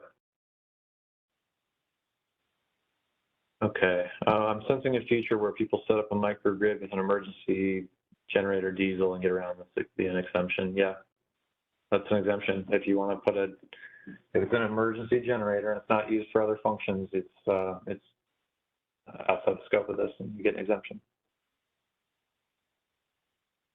Let's see. So how is 1391 programming, cost, and planning being accomplished without life cycle cost, if life cycle cost is being redone during design? Well, 1391 reprogramming is going to happen before that's done, right? So a lot of those decisions will be made. Cost assessments are just going to have to be readjusted. So as we go forward. So when we go through and we do if we do a 35% design, you know, we do a cost estimate on it, and then we come through and we're trying, well, we wouldn't be making changes after 35%, so it shouldn't be a factor. The life cycle cost part, I talked about that, but really we're only dealing with life cycle cost for electric sources, so it's not relevant here.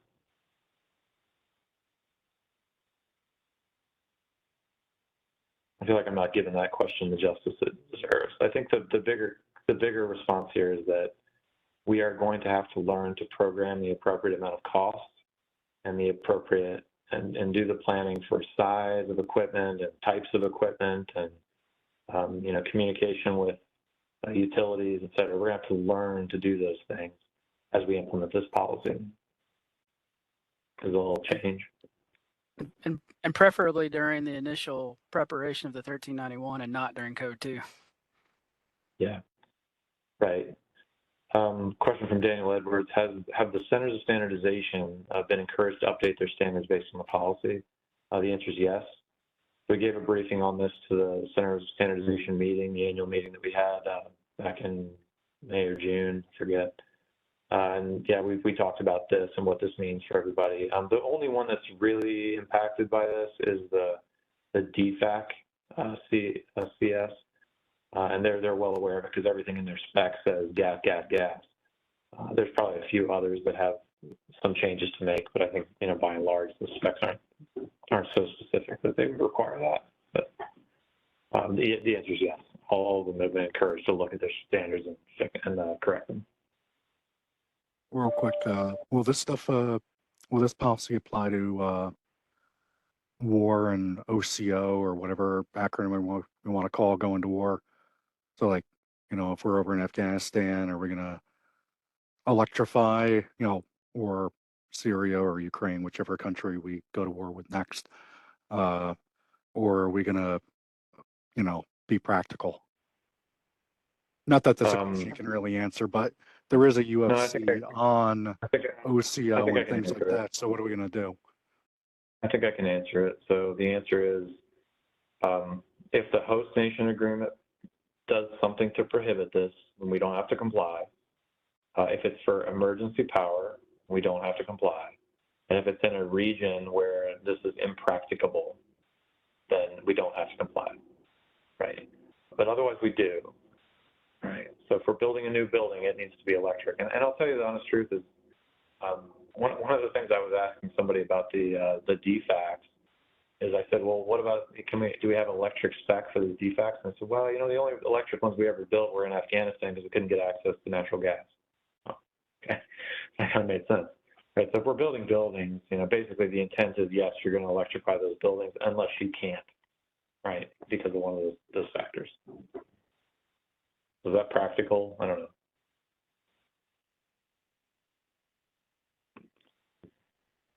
All right, let's see. Our major utility organizations, APPA, COP, are they aware of this requirement? Are they also planning for it? Coming from electric utility background, my main concern is supply. Yeah.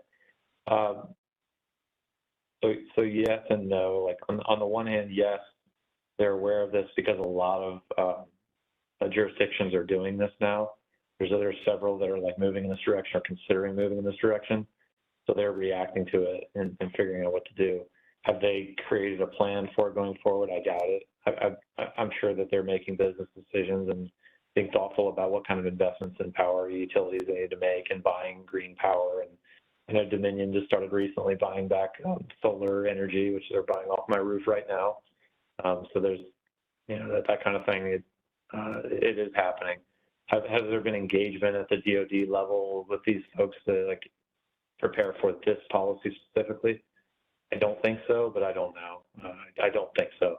I can tell you that the CEQ, the White House Council on Environmental Quality, they're not engaging the utilities directly, but obviously the policy is intended to influence them. But there's no like separate program to go out to utilities and tell them how to behave or try, you know, directly influence their behavior. So yes and no.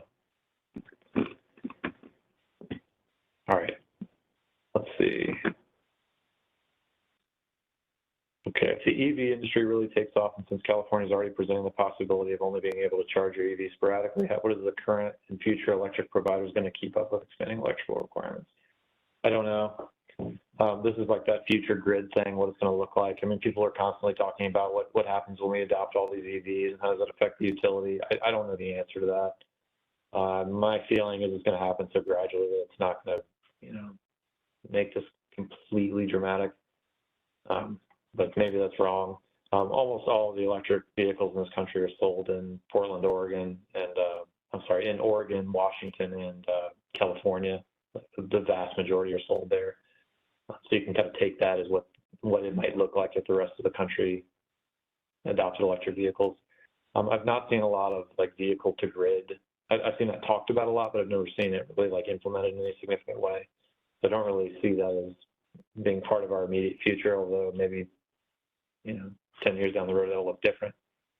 But I think there's a lot to be discussed in this lane, but I just don't have a real good, you know, it's a crystal ball of what's going to actually happen. Let's see. I will say that our buildings are preparing for electric vehicles, and we just published or about to publish the electric vehicle, you know, amendments to the UFC, and where are we with that, Nick? With the yeah, phase one. I'll check, but I think phase one is still waiting for approval. Okay. Which will cover the light duty government. Yeah. Yeah. The DOD is preparing for that, and obviously we have a requirement for the president to adopt an all-electric vehicle fleet, so that's going to require us to have buildings that are capable of charging this equipment. That'll impact our total power demands from the grid, et cetera. So there's a lot of impact here, so it's a good question. All right, USACE already operates hydroelectric dams in Oregon, Washington areas along the Missouri River, South Dakota. Are there any future discussion about USACE building more hydroelectric power plants? Civil Works question, I don't know.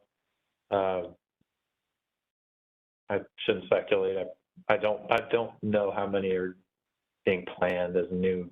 I think we've built a lot of the power plants that we intend to build in this country. And even if we build new ones, I don't think they'd be of like a capacity where we'd be significantly changing the total amount of hydroelectric power in the country.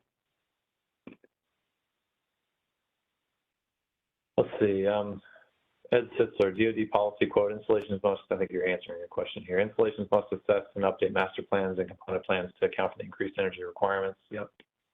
That's part of the communication that we talked about earlier.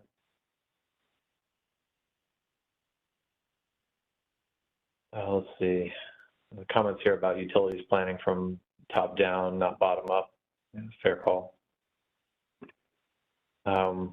We're talking about, okay, there's a conversation going on here about power plants. I'm going to leave that be.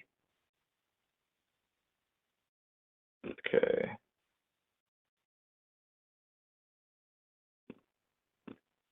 I'm up to 257 on questions if we're following along. Let's see, if an installation, Bruce Forsberg, if an installation has to replace a gas boiler and it does not require congressional notification, according to Army and ECB policy, do these apply to electrify? Or is it an exemption required? And if so, what's the exemption process? What happens if the need is immediate? Great question. If they need to replace a gas boiler because it is at end of life or sudden failure, by policy, it has to be replaced with an electric boiler. If the need is immediate, and I wish I had a comment response to this because I made exactly this comment in the policy draft, that if the like in the middle of winter and your building is freezing and you have a choice, you can either stick in the gas boiler from down the street or you got to wait for an electric boiler. I think I don't know. I mean, I don't know. That's just going to have to be worked out with the DPW, I think. It's a really tough situation to be in. I mean, the policy says you got to put in an electric boiler. So I don't know what you do. If the need is immediate, I don't know. The exemption process, I'll tell you, is it is not laid out in the policy. But the signature authority on the Army policy is the Deputy Assistant Secretary for Installation, Housing, and Partnership.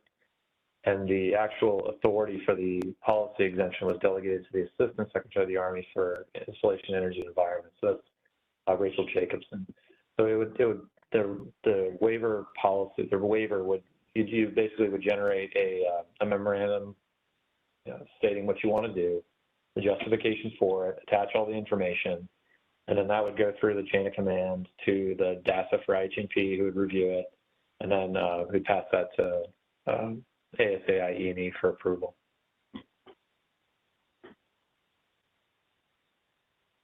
That kind of depends on who the building owner is or what the circumstances are. It's generally going to be the mission stakeholder that passes that requirement, not UFCs.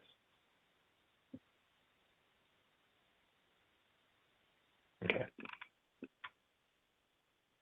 Has there been any discussion on addressing supply chain issues with vast amounts of electrification worldwide? We're already working with 18 months lead on electrical components and transformers. Yes, there's been discussion. No, we don't have a solution. I think it's fair to expect that. I think it's fair to expect that we'll continue to have supply chain issues for the near term. I don't think it's fair to project what that's going to look like over the long term. And I also don't think that I don't know that it's likely to change significantly as a result of this policy alone. Because I don't know that the DOD's impact on like transformers, for example, is enough to make a material change in the overall capacity of transformers on the market. My feeling is it's not large enough to really make that significant impact. But it is a concern, and it is something that we do care about. Obviously, we don't want to have more lead time, but I'm not sure that this policy is going to be the culprit for those lead times. It is to say, though, that if we had like a nationwide electrification movement, which a lot of jurisdictions are considering, I could see that impacting us, especially in the short term.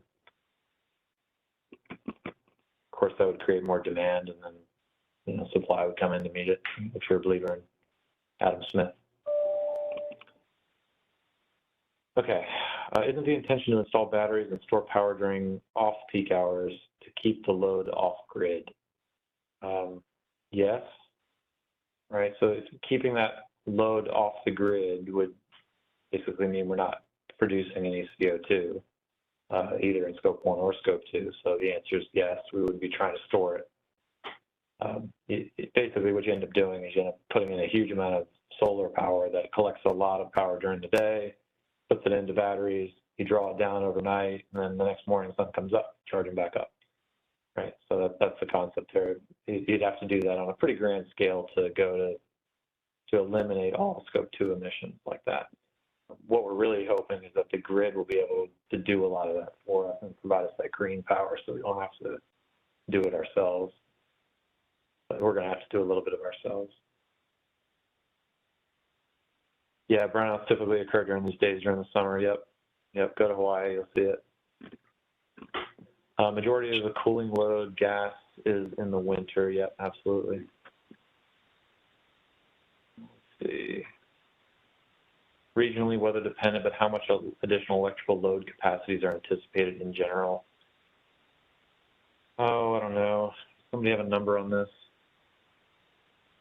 Yeah, Chris, this question has come up before, and I don't have a solid answer at this time. Back in the UFC, we say your service entrance transformer must be sized for 12 volt amps per square foot or less, but it does give an outlet by saying, I'm trying to pull up any design calculations exceeding these requirements must be specifically approved by the technical reviewing authority. So without taking that rabbit trail too far, there is a mechanism for the AHJ probably to evaluate loads that exceed that electric energy per square foot. What that is under the new paradigm, we haven't quite nailed down. At least I haven't seen the data. Over. So it's just another one of those policies and criteria that we have to update. Yeah. I don't have a good sense of what that is for different climates. Okay. Let's see. is the Department of VA exempt? So they are exempt from the DOD policy because they're not DOD, nor are they Army. They do not have to comply with this. They are not exempt from the executive order. So in theory, their chain of command would be creating their own policies, and those policies would be embedded into the VA TIL, and we'd have to comply with them that way.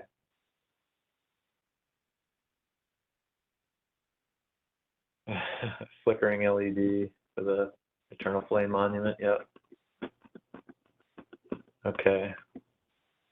Lots of thank yous. I'm at 3:01. Let's see.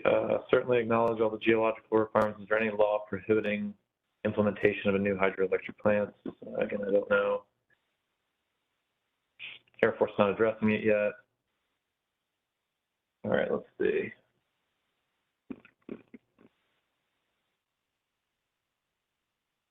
Has the programming issue message been given to the DPW? Yeah, they got the policy the same time we did.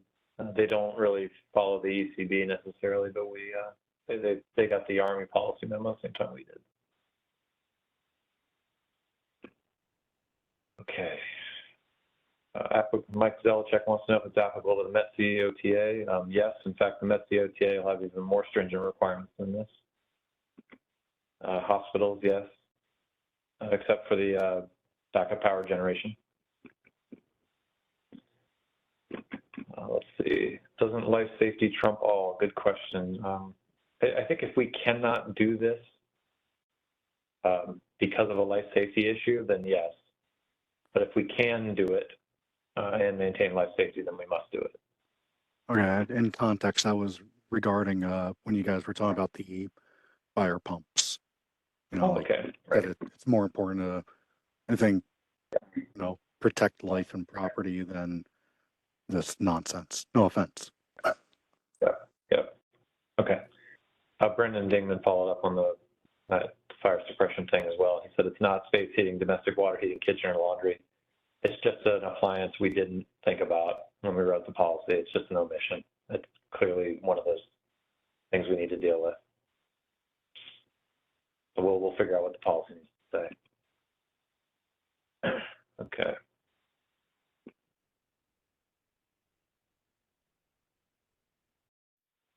Okay. Let's see. All right, everybody's jumping on me for saying we don't care about operating costs. What I mean to say, I'll just clarify and say that what we're trying to do here is eliminate carbon from our production, from our operating environment here. So I'm not a lawyer here, right? But this is what we're trying to do, is we're trying to eliminate carbon, right? And that's in response to the executive order. So this is the means by which we're doing it.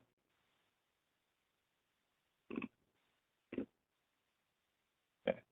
And then in regard, I said this before, but the life cycle costs, it's not that we are still doing life cycle cost analysis per the law. We are just not including certain types of equipment that produce CO2 because it's been, deemed to be detrimental to our operations as a military and our climate resiliency. Part of what I was trying to get at there was, how are we quantifying the money we put into like insulation versus the money we put into buying down the efficiency of or buying up the efficiency of the system?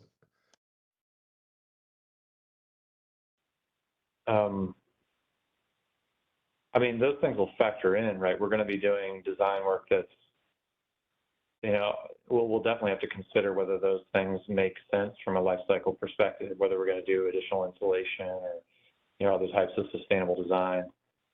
Those things are still going to be happening.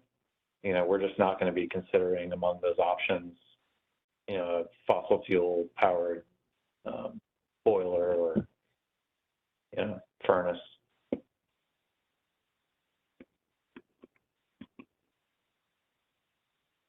Okay, money issues, yeah. The answer is yes, they're going to have to. They don't know what these things cost yet, or even if they cost more or less, they will have to program more funding for this if it costs more. We do think that it will cost more. We just don't have good numbers yet on what that is. All right. We're getting toward the present time. I'm going to have to cut this off. I think we're 2 hours into this 1 hour meeting. Okay. I appreciate your willingness to stick around, Chris, and share your perspective, because I know that you're deep in the middle of it. And again, thank you to everybody from the communities of practice and friends of the community of practice. I know that we did reach out a little bit beyond even the mechanical, electrical communities. So we appreciate your time and your interest and your questions. We do appreciate the opportunity to engage and learn and understand this better together. And if you have further questions, feel free to reach out to anybody who's presented here. Actually, if you just contact Brandon and myself first, I think Ed Sitzler would be another good option. I think we can handle a lot of questions, and then we'll reach out to Chris if needed, because he has a lot of stuff going on. So with that, we look forward to our next webinars, which will be communicated, of course, through the regular channels. And just appreciate your time. Have a great day. Thanks, everybody.